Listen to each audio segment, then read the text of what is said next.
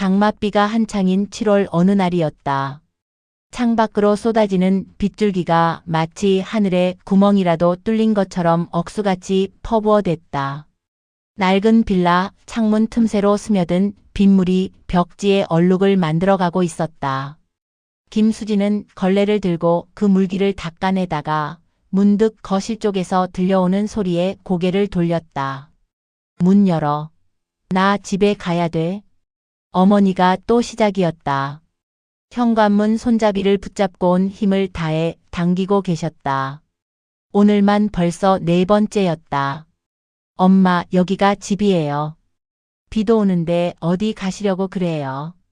수지는 젖은 걸레를 내려놓고 서둘러 어머니께 다가갔다. 어머니의 마른 손목을 부드럽게 잡아 문에서 떼어내려 했지만 80 노인이라고는 믿기지 않을 만큼 힘이 셌다. 놔. 나쁜 년아. 내가 누군 줄 알고. 어머니의 손톱이 수진의 팔뚝을 핥히었다. 따끔한 통증에 수진은 잠시 손을 놓았다가 다시 어머니를 붙잡았다. 엄마, 제발. 밖에 비 와요.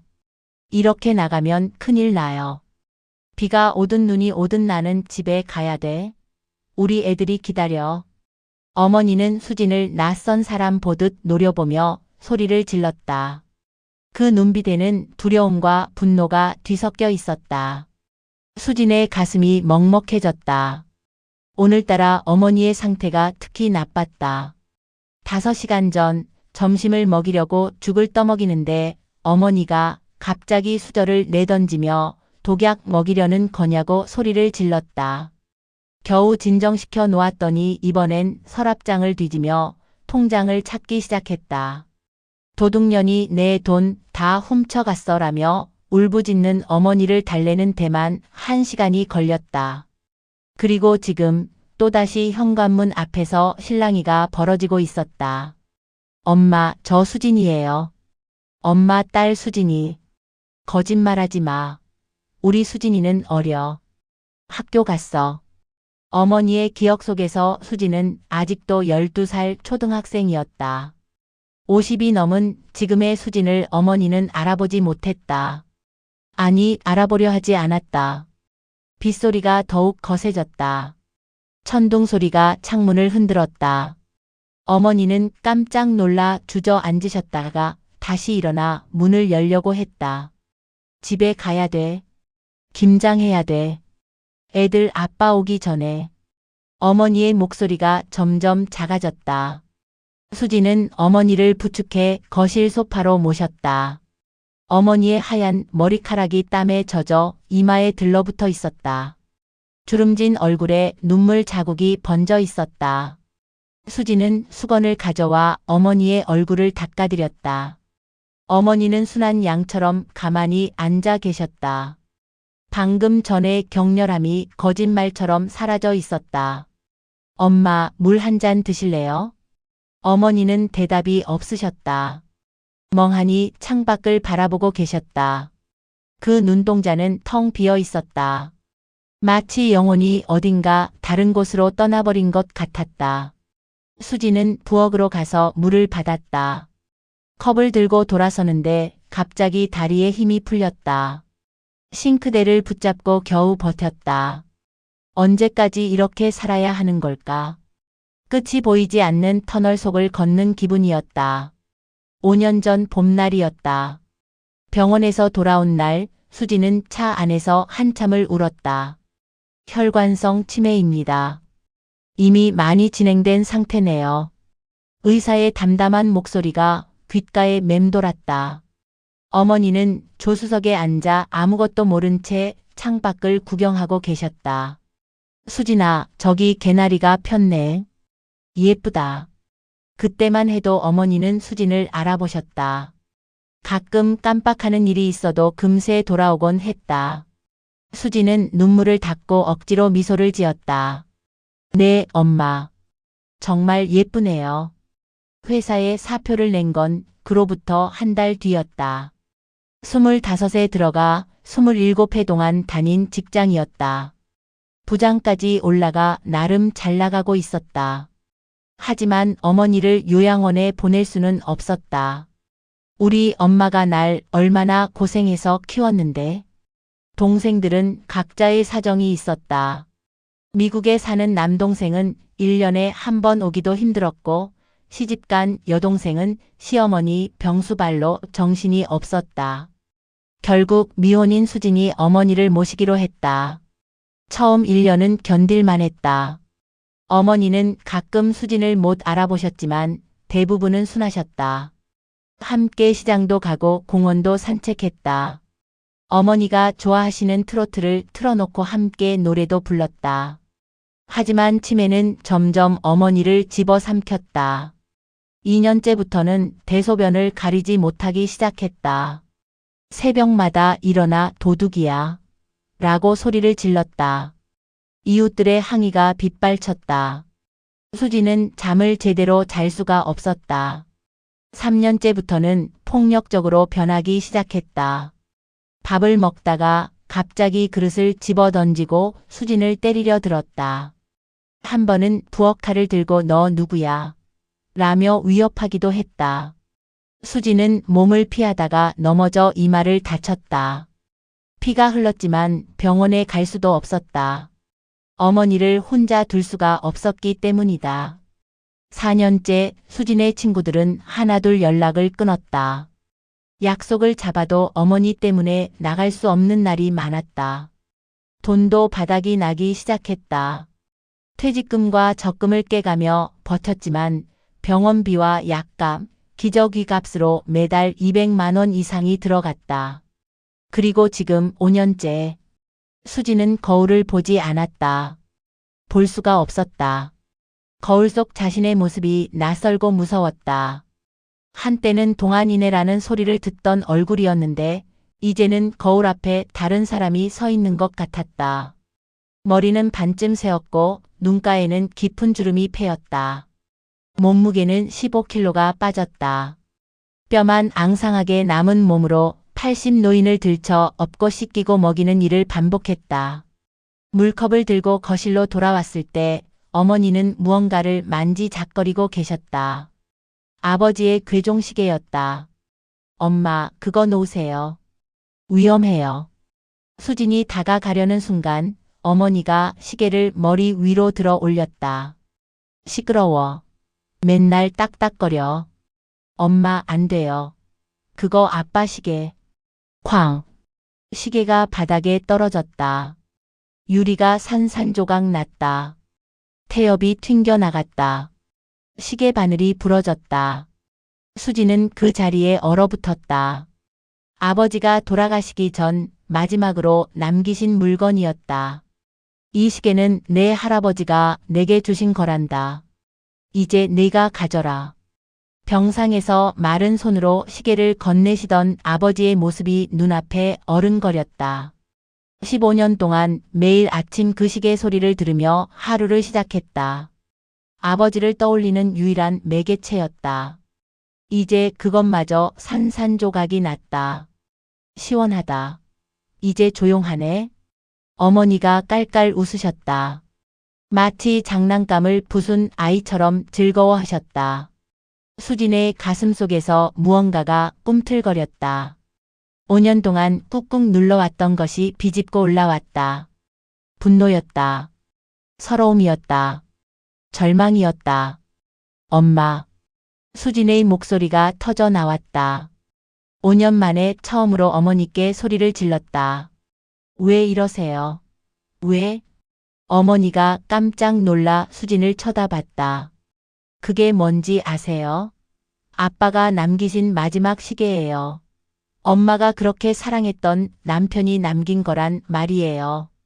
수진은 무릎을 꿇고 부서진 시계 조각을 주었다.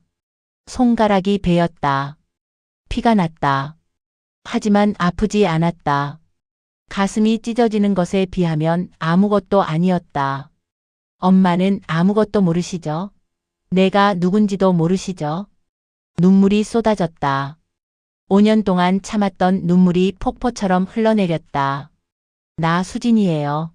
엄마가 낳은 딸이에요. 엄마 똥오줌 받아내고 밥 먹이고 씻기고.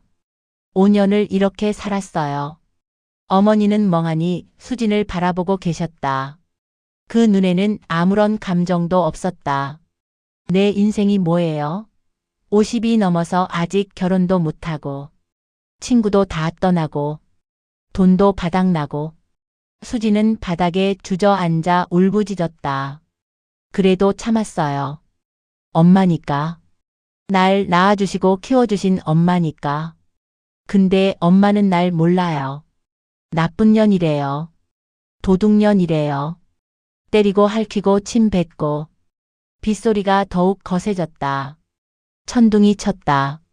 번개가 번쩍였다. 마치 하늘도 수진의 절규에 화답하는 것 같았다. 엄마가 예전에 얼마나 좋은 분이었는지 아세요? 수진은 흐느끼며 말을 이었다. 동네에서 제일 인심 좋기로 소문났어요. 김장철마다 혼자 사는 할머니들 것까지 다 담가주시고, 제사 때마다 친척들 다 불러서 먹이시고, 부서진 시계를 가슴에 꼭 안았다. 차가운 금속 조각이 살을 파고들었다. 아빠 돌아가시고 혼자서 우리 3남매 키우셨어요.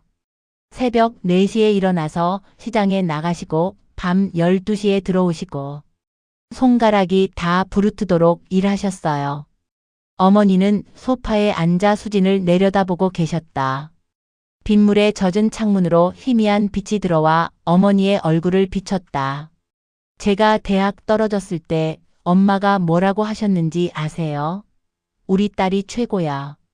대학이 뭐 대수냐. 건강하기만 하면 돼. 그러시고는 제 손 꼭 잡아주셨어요. 수지는 손등으로 눈물을 닦았다. 콧물이 흘러내렸다. 아이처럼 엉엉 울었다. 그런 엄마가 지금은 날 몰라봐요. 원수 보듯이 봐요. 내가 뭘 그렇게 잘못했어요? 뭘 그렇게 못해드렸어요? 어머니가 움직이셨다. 소파에서 일어나 수진에게 다가오셨다. 수진은 또 맞을까 봐 몸을 움츠렸다. 하지만 어머니는 때리지 않으셨다. 대신 수진의 옆에 쪼그리고 앉으셨다. 그리고 주름진 손으로 바닥에 떨어진 시계 조각을 만지셨다. 이거 우리 영감 시계네. 수진이 고개를 들었다. 어머니의 눈에 무언가 다른 빛이 있었다. 맨날 이 시계를 꼭 확인하고 출근하셨지. 시계 봐야 한다고. 시간 지켜야 한다고. 어머니의 목소리가 또렷했다. 평소와 달랐다. 영감이 먼저 갔어. 나 혼자 두고. 애들은 어리고. 장사라도 해야 하는데. 어머니의 눈에서도 눈물이 흘렀다. 수진아. 수진의 심장이 멈춘 것 같았다. 어머니가 자신의 이름을 불렀다. 5년 만에 처음이었다. 엄마. 우리 딸 고생이 많구나. 어머니가 수진의 머리를 쓰다듬으셨다. 거칠고 마른 손이었지만 세상에서 가장 따뜻했다. 오장. 미안해. 엄마가 미안해. 어머니의 눈빛이 맑았다. 흐릿했던 눈동자에 초점이 돌아와 있었다. 수진을 똑바로 보고 계셨다. 엄마. 날 알아보세요. 우리 수진이지. 내 딸. 어머니가 수진의 얼굴을 두 손으로 감쌌다. 따뜻한 체온이 전해졌다. 많이 컸구나. 언제 이렇게 컸어? 엄마, 저 50둘이에요. 엄마도 80이시고요. 그래. 그렇게 됐구나. 세월이 참. 어머니가 한숨을 쉬셨다. 그리고 수진의 젖은 등을 만지셨다. 등이 다 젖었네. 이러다 감기 걸려. 그 한마디에 수진은 다시 눈물이 쏟아졌다. 어머니였다. 자신을 걱정하는 어머니가 돌아왔다. 엄마, 저 괜찮아요. 정말 괜찮아요. 무슨 소리야. 어서 옷 갈아입어. 수건 어디 있니? 어머니가 일어서려 하셨다. 수진은 어머니의 손을 꼭 잡았다. 엄마, 가지 마세요. 제발 이대로 있어주세요. 내가 어디 가니? 여기 있을게. 어머니가 다시 앉으셨다. 그리고 수진을 품에 안으셨다. 마치 어린 시절 열이 나서 끙끙 앓을 때처럼. 우리 딸 많이 힘들었지? 네, 엄마. 많이 힘들었어요. 엄마가 다 알아. 다 알고 있어. 어머니의 품이 따뜻했다. 뼈만 남은 마른 몸이었지만 세상에서 가장 안전한 곳이었다. 엄마가 가끔 정신이 들어. 아주 잠깐씩. 그때마다 네가 보여. 날 씻기고 밥 먹이고 똥 치우고. 어머니의 목소리가 떨렸다. 미안해서 어떡하니. 차라리 죽고 싶어. 근데 그것도 마음대로 안 돼. 엄마, 그런 말씀 하지 마세요. 수진아, 엄마가 부탁이 있어. 어머니가 수진을 놓고 눈을 들여다보셨다. 날 버려도 돼. 요양원에 보내도 돼. 내 인생 살아. 엄마. 아직 늦지 않았어. 50이면 아직 젊어. 시집도 가고 애도 낳고. 어머니의 눈이 다시 흐려지기 시작했다. 초점이 흩어졌다. 수진은 어머니의 손을 더 꽉 잡았다. 엄마, 저 괜찮아요. 엄마랑 같이 있을 거예요. 네가 누구니? 어머니가 다시 돌아가고 있었다. 아까의 맑은 정신이 구름처럼 흩어져 버렸다. 저 수진이에요. 엄마 딸. 우리 수진이는 학교 갔는데. 어머니가 수진의 손을 뿌리치고 일어나셨다. 비틀거리며 방으로 들어가셨다. 수진은 바닥에 주저앉은 채 한참을 울었다. 하지만 이번엔 다른 눈물이었다. 절망의 눈물이 아니라 위로의 눈물이었다. 어머니가 자신을 알아봤다. 단 몇 분이었지만 확실히 알아봤다. 그리고 미안하다고 사랑한다고 말씀하셨다. 그것으로 충분했다. 그 짧은 순간이 지난 5년의 고통을 모두 씻어내 주었다. 빗소리가 잦아들었다. 수진은 일어나 창문을 열었다. 차가운 공기가 들어왔다. 깊게 숨을 들이쉬었다. 가슴속까지 시원해졌다. 부서진 시계를 조심스럽게 주워 담았다. 고칠 수는 없겠지만 버릴 수는 없었다. 이것도 추억이니까. 어머니 방을 들여다봤다. 어머니는 침대에 누워 잠들어 계셨다. 평화로운 얼굴이었다. 마치 아무 일도 없었던 것처럼. 수진은 어머니께 이불을 덮어드렸다. 그리고 침대 옆에 앉아 어머니의 손을 잡았다. 주름지고 거친 손. 평생 일만 하신 손. 엄마 고마워요. 작게 속삭였다. 날 낳아주시고 키워주셔서 고마워요. 아빠 돌아가시고 혼자서 우리 다 키워주셔서 고마워요. 어머니가 잠꼬대를 하셨다. 김장. 해야 하는데. 수진은 웃음이 났다. 어머니의 기억 속엔 아직도 김장하던 그때가 남아있었다. 마당에서 배추를 절이고 양념을 버무리던 날들. 우리 수진이가 제일 잘해라며 칭찬해 주시던 어머니.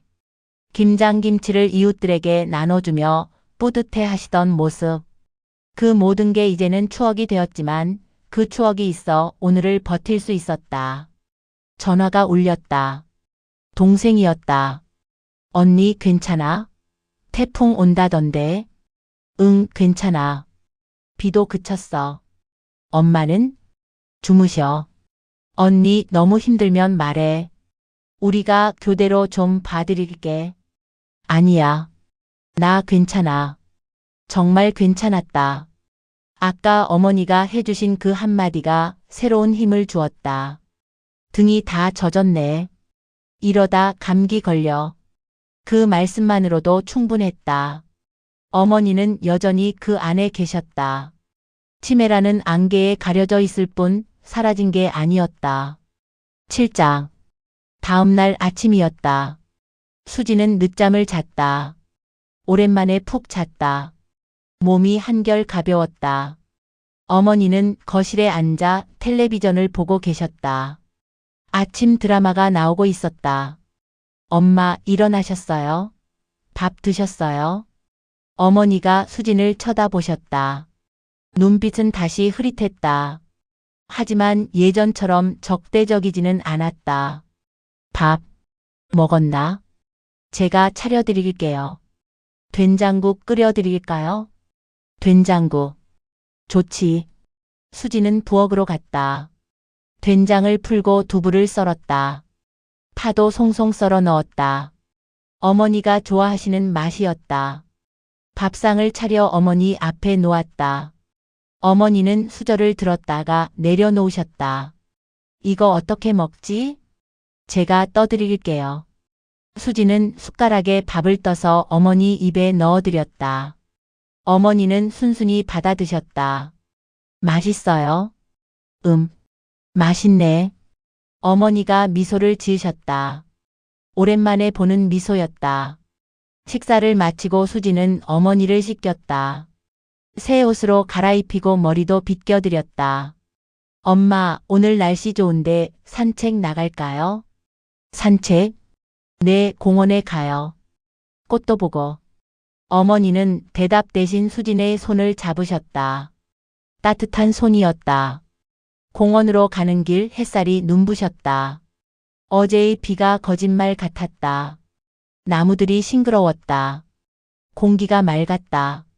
벤치에 앉아 쉬는데 어머니가 갑자기 말씀하셨다. 예쁘네. 뭐가 예뻐요? 꽃. 어머니가 가리킨 곳엔 빗물을 머금은 무궁화가 피어 있었다. 정말 예쁘네요. 엄마가 제일 좋아하는 꽃이잖아요. 어머니는 대답 없이 꽃을 바라보셨다. 수지는 어머니의 옆모습을 지켜봤다. 평온한 얼굴이었다. 옛날에 마당에도 무궁화 심으셨잖아요. 기억나세요? 마당. 어머니가 중얼거리셨다. 빨래 널던 마당. 장독대 있고. 맞아요. 거기서 김장도 하고 고추도 말리고. 어머니의 눈가에 미소가 번졌다. 잠시나마 그 시절로 돌아간 듯 했다. 벤치에서 일어나 천천히 공원을 한 바퀴 돌았다.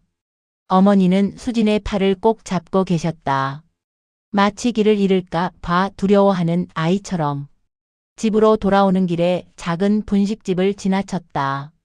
떡볶이 냄새가 풍겼다. 어머니, 떡볶이 드시고 싶으세요? 어머니가 고개를 끄덕이셨다. 수지는 깜짝 놀랐다. 어머니가 먹고 싶다는 의사 표현을 하신 게 얼마 만인지. 포장해서 집에 와서 먹었다. 어머니는 떡을 하나씩 조심스럽게 드셨다. 양념이 입가에 묻었다. 수진이 휴지로 닦아드렸다. 매워요? 아니, 맛있어. 그 모습이 어린아이 같아서 수지는 가슴이 뭉클해졌다. 저녁 무렵 어머니는 또다시 현관으로 가셨다. 하지만 이번엔 문을 열려고 하지 않으셨다. 그저 밖을 내다보고 계셨다. 뭘 보세요? 누가 와야 하는데? 누구요? 모르겠어. 누군데? 중요한 사람인데. 아버지를 기다리시는 걸까? 아니면 젊은 시절의 자신을 기다리시는 걸까? 수지는 어머니 옆에 서서 함께 밖을 바라봤다. 해가 저물어가고 있었다. 노을이 하늘을 붉게 물들였다. 아름다웠다. 그날 밤 수지는 일기를 썼다.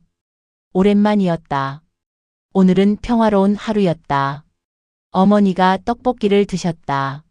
맛있다고 하셨다. 작은 일이지만 큰 기쁨이었다. 어제 어머니가 잠시 제정신으로 돌아오셨을 때 해주신 말씀을 계속 생각한다. 등이 다 젖었네. 이러다 감기 걸려. 그 한마디가 왜 그렇게 따뜻했을까? 아마도 그 순간만큼은 어머니가 진짜 어머니였기 때문일 것이다. 날 걱정하고 아끼는 어머니. 내가 그토록 그리워하던 그 어머니. 치매는 잔인한 병이다. 사랑하는 사람을 조금씩 가져간다. 하지만 완전히 가져가지는 못하는 것 같다. 가끔씩, 아주 가끔씩 숨어있던 그 사람이 나타난다. 구름 사이로 비치는 햇살처럼. 그 순간들을 위해 오늘도 내일도 버텨야겠다. 일기를 쓰고 나니 마음이 한결 가벼워졌다. 수지는 어머니 방을 들여다봤다. 어머니는 깊이 잠들어 계셨다. 새벽 2시쯤 어머니의 비명소리에 잠이 깼다. 도와줘. 누가 날 잡아가. 수지는 벌떡 일어나 어머니 방으로 뛰어갔다. 어머니는 이불을 뒤집어 쓴 채 떨고 계셨다. 엄마, 괜찮아요. 악몽 꾸신 거예요. 저리 가. 나한테 오지 마. 어머니가 베개를 던지셨다. 수진의 얼굴에 맞았다. 아팠지만 피하지 않았다. 엄마, 저예요. 수진이에요. 무서운 거 없어요. 한참을 달래자 어머니가 진정되셨다. 식은 땀으로 잠옷이 흠뻑 젖어 있었다. 옷 갈아입혀 드릴게요. 새 잠옷으로 갈아입히고 물을 드렸다. 어머니는 수진의 손을 잡고 놓지 않으셨다. 가지 마. 안 가요. 여기 있을게요. 수진은 어머니 옆에 누웠다. 어머니가 수진의 손을 꼭 쥐고 계셨다. 마치 생명줄처럼. 무서워. 괜찮아요. 제가 있잖아요. 어머니가 다시 잠드실 때까지 수진은 자장가를 불러드렸다. 어린 시절 어머니가 불러주시던 그 노래를. 자장자장 우리 아가, 잘도 잔다 우리 아가. 일주일이 지났다. 그동안 어머니의 상태는 들쑥날쑥했다. 좋은 날도 있고 나쁜 날도 있었다. 하지만 예전처럼 극도로 공격적이지는 않았다. 수지는 조금씩 희망을 품기 시작했다. 어쩌면 조금 나아지는 건 아닐까. 의사는 불가능하다고 했지만. 그러던 어느 날 동생에게서 전화가 왔다. 언니, 요양원 알아봤어. 괜찮은 곳 있대. 갑자기 왜? 언니 혼자 너무 힘들잖아. 우리가 돈은 댈게. 수지는 한참 말이 없었다. 생각해 볼게. 언니 정말 괜찮은 곳이야. 의료진도 잘 되어 있고. 전화를 끊고 수지는 어머니를 바라봤다. 어머니는 텔레비전을 보고 계셨다. 아니, 멍하니 화면을 응시하고 계셨다. 요양원. 그곳에 가면 수지는 자유로워질 것이다. 다시 일도 할 수 있고 친구도 만날 수 있다. 어쩌면 늦었지만 연애도. 하지만 어머니는 낯선 곳에서 낯선 사람들 사이에서 얼마나 두려워하실까. 매일 밤 악몽에 시달리며 수진을 찾지 않으실까. 엄마. 수진이 불렀다. 어머니가 고개를 돌리셨다. 누구? 저 수진이에요. 엄마 딸. 딸? 어머니가 수진을 위아래로 훑어보셨다. 딸이 있었나. 마음이 아팠지만 수진은 미소를 지었다. 네, 있어요. 바로 저예요. 그날 밤 수진은 결정했다. 요양원은 보내지 않기로. 적어도 지금은 아니었다. 어머니가 자신을 알아보지 못해도 때로는 미워해도 끝까지 함께하기로. 그것이 딸의 도리이자 사랑이라고 믿었다. 가을이 왔다. 수지는 어머니를 모시고 단풍 구경을 갔다. 작년엔 엄두도 못 냈지만 올해는 도전해보기로 했다. 택시를 타고 가까운 산 입구까지 갔다. 어머니는 창밖을 신기한 듯 바라보셨다. 어디 가는 거야? 단풍 구경 가요. 예쁜 나뭇잎 보러. 나뭇잎. 산 입구에서 내려 천천히 걸었다. 평탄한 길이었지만 어머니에겐 힘들 수 있어 자주 쉬었다. 힘드세요? 아니, 좋아. 어머니가 정말 좋아 보이셨다. 뺨에 혈색이 돌았다. 눈빛도 조금 맑아진 것 같았다. 단풍나무 아래 벤치에 앉았다. 붉고 노란 잎들이 바람에 흔들렸다. 몇 잎이 떨어져 어머니의 무릎 위에 내려앉았다. 어머니가 그 잎을 집어들고 한참 들여다보셨다. 이쁘다. 그러더니 갑자기 눈물을 흘리셨다. 엄마, 왜 우세요? 몰라. 그냥 슬퍼. 수진은 어머니를 안아드렸다. 어머니도 수진을 안으셨다. 말없이 한참을 그렇게 있었다. 집으로 돌아오는 길 어머니가 갑자기 말씀하셨다. 고마워. 뭐가요? 그냥 고마워. 누구에게 하는 말인지 알 수 없었다. 하지만 수지는 그 말을 가슴에 새겼다. 그날 저녁 어머니는 밥을 잘 드셨다. 반찬도 골고루 드셨다. 식사 후엔 거실에서 함께 노래를 들었다. 어머니가 좋아하시던 옛 노래들. 이 노래 아세요? 응. 좋은 노래야. 어머니가 흥얼거리셨다. 가사는 틀렸지만 멜로디는 정확했다. 밤 10시 어머니를 재우고 수지는 거실에 앉아 있었다. 오늘은 좋은 날이었다. 이런 날들이 더 많아졌으면 좋겠다고 생각했다. 창밖을 보니 보름달이 떠 있었다. 밝고 둥근 달. 구름 한 점 없는 맑은 밤하늘. 문득 어머니가 해주신 말씀이 떠올랐다. 등이 다 젖었네. 이러다 감기 걸려. 그 말씀처럼 어머니는 여전히 수진을 걱정하고 계신다. 비록 표현할 수 없을 뿐. 해시태그 12장. 11월이 되었다. 김장철이었다. 수지는 작게나마 김장을 하기로 했다. 어머니가 그렇게 좋아하시던 일이었으니까. 엄마, 오늘 김장해요. 김장? 네, 배추 절여 놓았어요. 같이 양념 버무릴까요? 어머니를 식탁 앞에 앉히고 고무장갑을 끼워드렸다. 그리고 양념을 한 그릇 놓았다. 이렇게 배추잎 사이사이에 넣는 거예요. 수진이 시범을 보였다. 어머니는 가만히 지켜보시더니 따라하기 시작했다. 손놀림이 자연스러웠다. 몸이 기억하고 있었다. 잘하시네요. 이거 많이 해봤어. 어머니가 웃으셨다. 진짜 웃음이었다. 둘이서 10포기를 겨우 했다. 예전엔 100포기도 거뜬히 하셨는데. 하지만 수지는 만족했다. 어머니와 함께 했다는 것만으로. 맛 좀 볼까요? 수진이 김치 한 조각을 어머니 입에 넣어드렸다. 어때요? 맛있어. 잘했어. 어머니가 수진의 머리를 쓰다듬으셨다. 마치 어린 시절처럼. 김장을 마치고 손을 씻는데 어머니가 또 현관으로 가셨다. 하지만 이번엔 달랐다. 문을 열려는 게 아니라 신발장을 뒤지고 계셨다. 뭘 찾으세요? 운동화. 운동화 어디 갔지? 여기 있어요. 수진이 어머니 운동화를 꺼내드렸다. 어머니는 그것을 받아들고 한참 보시더니 다시 제자리에 놓으셨다. 안 맞아. 내 거 아니야. 엄마 거 맞아요. 작년에 사드린 거예요. 작년. 어머니가 멍하니 서 계셨다.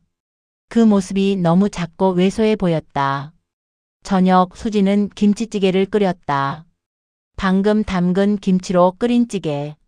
어머니가 제일 좋아하시던 음식. 맛있어요? 어머니는 대답 대신 한 숟가락 더 드셨다. 그것으로 충분한 대답이었다. 겨울이 다가왔다. 첫눈이 내리던 날 어머니는 창가에 서서 하염없이 눈을 바라보셨다. 예쁘죠? 수진이 옆에 서서 물었다. 하얗다. 어릴 때 눈사람 만들던 거 기억나세요? 어머니는 대답하지 않으셨다. 하지만 입가에 희미한 미소가 있었다. 그때 초인종이 울렸다. 동생이었다. 언니 왔어. 여동생이 과일과 반찬을 한 보따리 들고 왔다. 엄마, 저 왔어요. 막내예요. 어머니가 동생을 빤히 쳐다보셨다. 누구? 막내 혜진이에요. 혜진? 어머니가 고개를 갸웃거리셨다. 동생의 표정이 어두워졌다. 괜찮아. 또 올게. 동생이 돌아간 후 수지는 어머니께 귤을 까드렸다. 새콤달콤하니 맛있어요.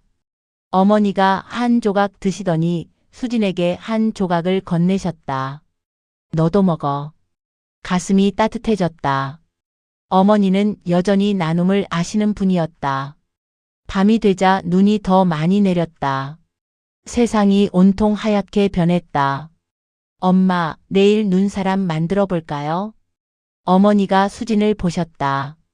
그 눈빛이 잠시 맑아졌다. 눈사람. 코에 당근 꽂고. 맞아요. 단추도 달고 목도리도 둘러주고.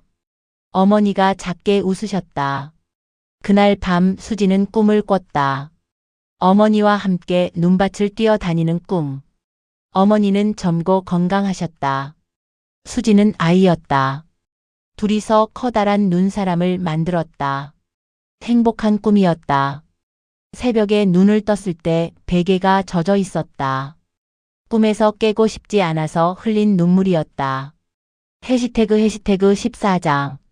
크리스마스가 다가왔다. 수지는 작은 트리를 하나 샀다. 거실 한 구석에 놓고 전구를 감았다. 엄마, 이것 봐요. 반짝반짝 예쁘죠? 어머니가 트리를 신기한 듯 바라보셨다. 불 많다. 크리스마스 트리예요.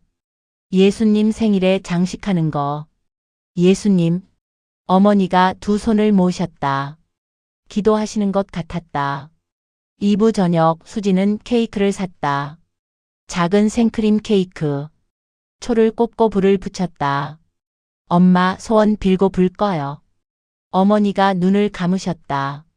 무슨 소원을 비시는 걸까? 수진도 눈을 감고 빌었다. 어머니가 조금만 더 오래, 조금만 덜 아프시기를. 후. 둘이서 동시에 초를 불었다. 연기가 피어올랐다. 케이크를 먹으며 수지는 옛날 이야기를 했다. 어머니가 크리스마스마다 교회에 가서 떡 나눠주셨잖아요. 기억나세요? 교회. 동네 할머니들 다 챙기시고 혼자 사는 할아버지들한테는 더 많이 주시고. 어머니가 고개를 끄덕이셨다.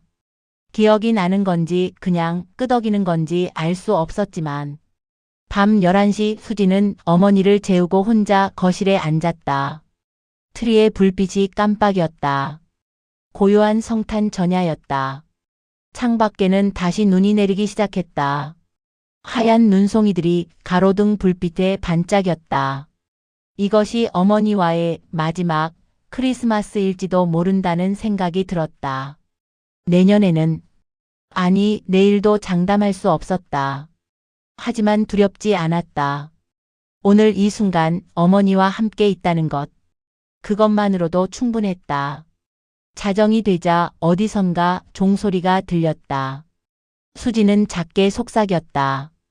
메리 크리스마스 엄마. 해시태그 15장 마지막. 새해가 밝았다. 정월 초하루 수지는 떡국을 끓였다. 어머니가 좋아하시는 것처럼 계란 지단도 듬뿍 올렸다. 엄마, 떡국 드세요. 새해예요. 새해? 네, 1살 더 먹는 거예요. 어머니가 떡국을 한 숟가락 드셨다. 맛있다. 천천히 드세요. 햇살이 창문으로 들어왔다. 따뜻한 겨울 햇살. 어머니의 하얀 머리카락이 은빛으로 빛났다. 식사 후 수지는 어머니의 손을 잡았다. 엄마, 새해 복 많이 받으세요. 어머니가 수진을 보셨다. 그 눈빛이 어제와는 달랐다. 뭔가 다른 빛이 있었다. 너, 네? 좋은 사람이야. 수진의 눈에 눈물이 맺혔다. 어머니가 자신을 좋은 사람이라고 하셨다. 딸로 알아보지는 못해도 좋은 사람으로는 봐주셨다. 고마워요, 엄마. 그날 오후 동생들이 모두 모였다. 미국에서 남동생도 왔다. 엄마, 저 왔어요. 장남이에요. 어머니는 아들도 알아보지 못하셨다. 하지만 많은 사람들에 둘러싸여 있는 게 싫지는 않으신 것 같았다. 다 함께 저녁을 먹었다. 어머니는 평소보다 많이 드셨다. 분위기가 좋아서인지 사람이 많아서인지. 엄마, 노래 한 곡 하실래요? 막내가 옛 노래를 틀었다. 어머니가 좋아하시던 목포의 눈물. 놀랍게도 어머니가 따라 부르기 시작하셨다. 가사는 정확하지 않았지만 멜로디는 완벽했다. 사공이 뱃노래 가물거리면 온 가족이 함께 불렀다. 어머니도 박자를 맞추며 고개를 끄덕이셨다. 노래가 끝나자 어머니가 말씀하셨다. 좋아. 다 같이 있으니. 그 한마디에 모두가 눈시울을 붉혔다. 밤이 되어 동생들이 돌아갔다. 수지는 어머니를 모시고 방으로 갔다. 오늘 즐거우셨어요? 어머니가 고개를 끄덕이셨다. 사람들, 착해. 그렇죠.